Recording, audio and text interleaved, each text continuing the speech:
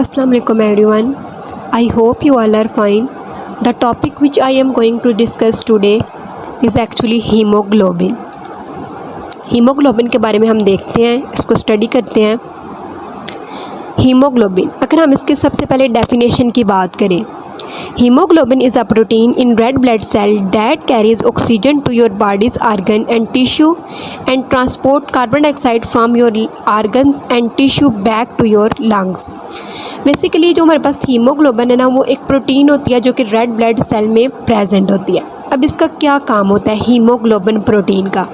ये कैरी करेगी ऑक्सीजन को लंग्स से, ये ऑक्सीजन को लंग्स से कैरी करती है to your body organs and tissue. मतलब ऑक्सीजन को कैरी करेगी लंग्स से, कहाँ पे लेके जाएगी? बॉडी के आर्गन्स और टिश्यूज़ तक।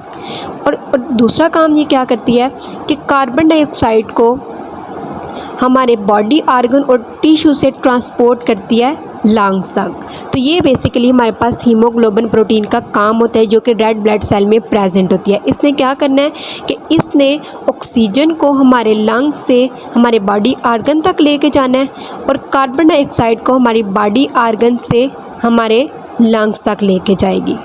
It is a protein. Basically ये हमारे पास जो हीमोग्लोबिन है ये प्रोटीन है और ये ग्लोबुलर प्रोटीन होती है, ग्लोब लाइक प्रोटीन है। It also gives colour to red blood cell. जो हीमोग्लोबिन प्रोटीन है ये हम रेड ब्लड सेल्स का जो कलर होता है वो किस वजह से होता है? वो हीमोग्लोबिन की वजह से होता है। ये उसे कलर देती है हमारे रेड ब्लड सेल्स को। It is present in mature red blood cell. अगर हम देखें कि हीमोग्लोबिन प्रोटीन कहाँ पे प्रेजेंट होती है तो ये मेच्योर रेड ब्लड सेल में प्रेजेंट होती है। तो इसमें हमने क्या देखा? हमने हीमोग्लोबिन की डेफिनेशन देखी, इसके बारे में हमने देखा कि ये एक प्रोटीन है जो कि ग्लोबुलर प्रोटीन है। इसके अलावा ये रेड ब्लड सेल को कलर देती है और ये मेच्योर रेड ब्लड सेल में प्रेजेंट होती है। नेक्स्ट अगर हम देखें एसिड और बेस का कॉन्सेप्ट, तो acid is a substance, acid is an molecule और ion capable of donating a proton. जैसे हम सबको पता है कि एसिड एक ऐसा मॉलिक्यूल या आयन है जो हमें क्या डोनेट करता है? प्रोटॉन। फॉर एग्जांपल अगर हम देख लें HCl है, जब हम उसको वाटर में डिज़ोल्व करेंगे तो हमें क्या देगा? H पॉजिटिव और Cl नेगेटिव। सो ये हमारे पास क्या है? एसिड है। अगर हम बेस की बात करें, it is a chemical species that donates electron accept proton और release hydroxide ion in aqueous solution. जब सोडियम हाइड्रोक्साइड को वाटर में डिज़ोल्व करते हैं तो हमारे पास Na पॉजिटिव और OH नेगेटिव आता है। सो बेसिकली जो हमारे पास NaOH ऐसी स्पीशी जो हमें OH देती है जब हम उसको वाटर में डिज़ोल्व करते हैं या एक्वस सोल्यूशन में, तो हमारे पास क्या आता है? ये वो हमारे पास स्पीशी बेस होती है। तो ये हमारे पास था एसिड बेस का कॉन्सेप्ट। नेक्स्ट हम देखते हैं acid base balance. The body balance between acidity and alkalinity is referred as acid base balance. Acidity और अल्कालिनिटी के दरमियान जो बैलेंस है ना, वो एसिड बेस बैलेंस होगा तो वो मेंटेन रहेगा। अगर एसिड बेस इम्बैलेंस हो जाता है, अगर एसिड बेस के दरमियान बैलेंस नहीं रहता, तो उस वजह से जो हमारे पास डिज़ीज़ अराइज़ होती हैं वो सबसे पहले हमारे पास मेटाबॉलिक एसिडोसिस। मेटाबॉलिक एसिडोसिस में हमारे पास क्या होता है कि बाइकार्बोनेट का लेवल डिक्रीज़ हो जाता है। अगर हम बात करें मेटाबॉलिक अल्कलोसिस, तो इसमें क्या होता है कि बाइकार्बोनेट का लेवल बढ़ जाता है। अब हम बात करते हैं रिस्पायरेटरी एसिडोसिस की। रिस्पायरेटरी एसिडोसिस में हमारे पास क्या होता है कि कार्बोनिक एसिड की कंसंट्रेशन इंक्रीज़ हो जाती है और रिस्पायरेटरी अल्कलोसिस में हमारे पास क्या होता है कि कार्बोनिक एसिड की कंसंट्रेशन डिक्रीज़ हो जाती है। तो बेसिकली ये 4 डिसऑर्डर तब अराइज होते हैं जब एसिड बेस के दरमियान जो बैलेंस है वो मेंटेन नहीं रहता। सो एसिड बेस के दरमियान एसिड बेस बैलेंस जो है हमारी बॉडी में वो मेंटेन रहना बहुत ज़रूरी है।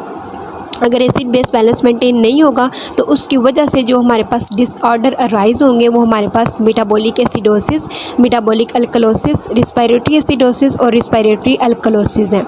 तो ये 4 डिसऑर्डर हैं। इनको मैंने अपनी प्रीवियस वीडियो में हर एक डिसऑर्डर को अच्छे से डिटेल से एक्सप्लेन किया है। आप वहाँ से देखेंगे तो आपको अच्छे से अंडरस्टैंड हो जाएगा।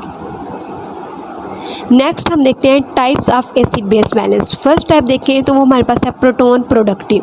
प्रोटॉन प्रोडक्टिव में क्या होता है, नाम से शो हो रहा है कि इसमें क्या होगा ना कि प्रोटॉन प्रोड्यूस होगा। प्रोटॉन प्रोड्यूस होगा प्रोटॉन प्रोडक्टिव में। जो इसकी पहले एग्जांपल है वो हमारे पास है प्रोटॉन प्रोडक्टिव में यूरिया जेनेसिस। इस केस में क्या होता है कि कार्बन डाइऑक्साइड और अमोनियम जब मिलते हैं तो हमारे पास क्या प्रोडक्ट बनती है, urea plus water plus 2H positive. तो as a result as a by product हमें प्रोटॉन मिला ना, तो इसलिए इस टाइप का नाम है प्रोटॉन प्रोडक्टिव। नेक्स्ट अगर हम देखें तो वो हमारे पास है प्रोटॉन कंजप्टिव। इसमें हमारे अगर देखें तो आ जाता है ग्लूकोनियोजेनेसिस। इसके अंदर क्या होगा कि दो लैक्टेट जब 2H पॉजिटिव के साथ मिलेंगे तो हमारे पास किस चीज़ की फॉर्मेशन होगी, एज अ प्रोडक्ट ग्लूकोज की। और प्रोटॉन न्यूट्रल में हमारे पास क्या होता है कि ग्लूकोज की कंप्लीट ऑक्सीडेशन हो जाती है। तो ये बेसिकली हमारे पास 3 टाइप थी एसिड बेस बैलेंस की। नेक्स्ट हम देखते हैं बफर को देखते हैं। तो बफर में सबसे पहले हम उसकी डेफिनेशन को देखते हैं। Buffer is a solution that can resist pH change upon the addition of an acidic or basic component।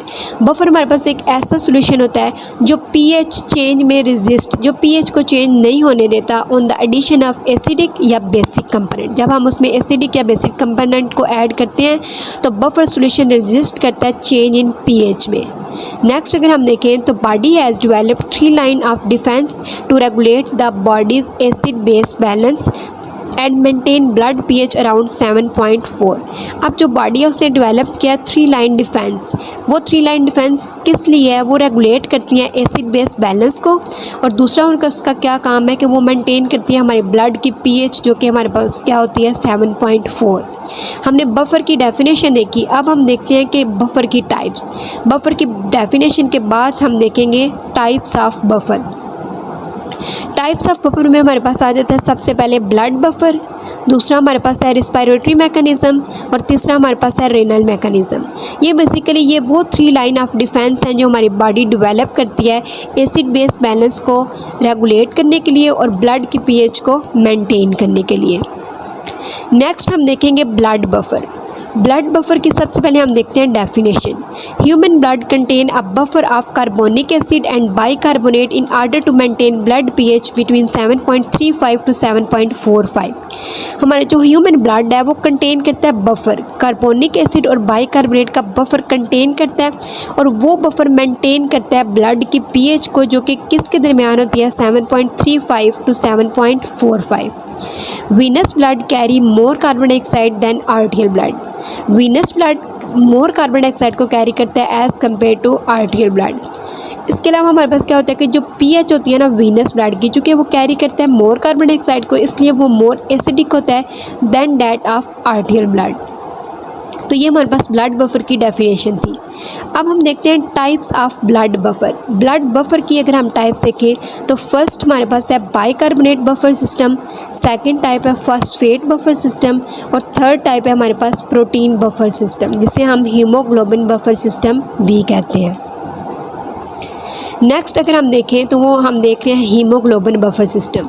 Haemoglobin buffer system is present in red blood cell. Haemoglobin buffer system कहाँ पर present होता है, red blood sales में। और ये किससे compose होता है, ये 2 तरह के बफर सिस्टम से कंपोज हुआ होता है, रिड्यूस्ड हीमोग्लोबिन बफर और ऑक्सीडाइज्ड हीमोग्लोबिन बफर। ये जो हमारे पास हीमोग्लोबिन बफर सिस्टम है ये रेड ब्लड सेल में प्रेजेंट होता है, और ये 2 टाइप के बफर सिस्टम से मिलकर बना होता है, रिड्यूस्ड हीमोग्लोबिन बफर और ऑक्सीडाइज्ड हीमोग्लोबिन बफर। अगर हम इसमें देखें सबसे पहले रिड्यूस हीमोग्लोबिन बफर, तो रिड्यूस हीमोग्लोबिन बफर किससे मिलकर बना हुआ है, एसिडिक कंपोनेंट।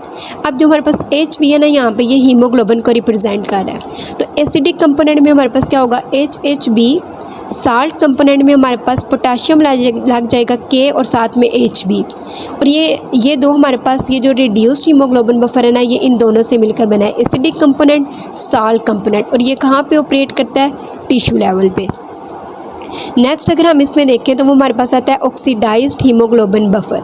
जो हमारे पास ऑक्सीडाइज्ड हीमोग्लोबिन बफर है ना, ये भी जैसे हमारे पास रिड्यूस हीमोग्लोबिन एसिडिक कंपोनेंट और साल्ट कंपोनेंट से मिलकर बना है, सेम उसी तरह हमारे पास जो ऑक्सीडाइज्ड हीमोग्लोबिन बफर है वो एसिडिक कंपोनेंट और साल्ट कंपोनेंट से मिलकर बना है, लेकिन उसमें किस चीज़ की एडिशन होगी, ऑक्सीजन की। क्योंकि आप पीछे देख सकते हैं इसमें हमारे पास क्या था, HHB था। अब चूँकि ये ऑक्सीडाइज है तो इसमें O2 की एडिशन होगी। साल्ट कंपोनेंट में KHB और O2 की एडिशन होगी। The imidazole nitrogen of histidine residue of haemoglobin is responsible for buffering action. तो जो हमारे पास हिस्टिडीन का नाइट्रोजन इमिडाज़ोल है वो रिस्पॉन्सिबल होता है, उसमें क्या होता है, उसका जो रेजिड्यू ऑफ हीमोग्लोबिन होता है ना वो रिस्पॉन्सिबल होता है बफर एक्शन के लिए। At the pH of 7.4 concentration of histidine is high. 7.4 अगर pH होगी तो हिस्टिडीन की कंसनट्रेशन हमारे पास हाई होती है और हीमोग्लोबिन बफर करता है कार्बन डाइऑक्साइड को वेरी एफिशिएंटली। अब अगर इस रिएक्शन में आप देखें तो कार्बन डाइऑक्साइड और वाटर मिलते हैं तो हमारे पास क्या बनता है, कार्बोनिक एसिड। फिर जब कार्बोनिक एसिड डिसोसिएट होता है तो हमारे पास क्या आता है, H पॉजिटिव और HCO3 यानी कि बाइकार्बोनेट मिलेगा। अब वो जो H पॉजिटिव, जब कार्बोनिक एसिड डिसोसिएट हुआ है तो हमारे पास H पॉजिटिव और HCO3 नेगेटिव आया है। अब क्या होगा ना कि जो H पॉजिटिव है ना वो HB यानी कि हीमोग्लोबिन के साथ मिलेगा तो हमारे पास क्या बनेगा, HHB, और इस HHB को हम क्या बोलेंगे, रिड्यूस्ड हीमोग्लोबिन। तो ये हमारे पास एक हमारा रिएक्शन था।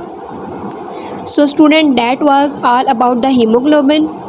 Thank you everyone for watching. Please like my video and subscribe my channel by clicking the bell icon. Thank you so much. Allah Hafiz.